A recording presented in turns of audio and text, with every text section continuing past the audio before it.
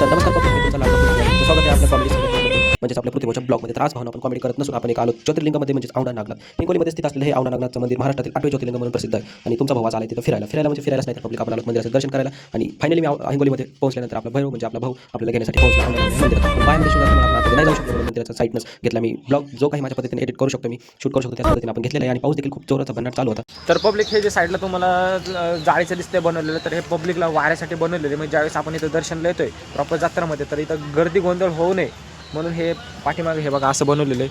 ह्याच्यामधूनच आपल्याला चलणे प्रॉपर मंदिरापर्यंत घेऊन जातं आपल्याला. तर पब्लिक पाऊस खूप जोरशी येते, तर आम्ही निघालो आता फायनली घराकडे.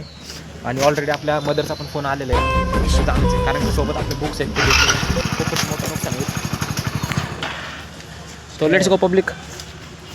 व्हिडिओ असाच कंटिन्यू राहू द्या. आज माझा चेहरा दाखवण्यापेक्षा मी तुम्हाला ठरवलं की पूर्ण मंदिर दाखवतो.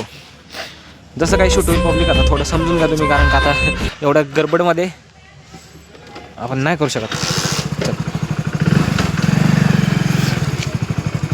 हळूहळू नंतर कमानीपाशी थोडं एकच मिनटं तिथलं एक शूट दिसलं पब्लिक. आहे सगळं मंदिर, हे पूर्ण प्रोसेस सगळे मंदिराची आहे.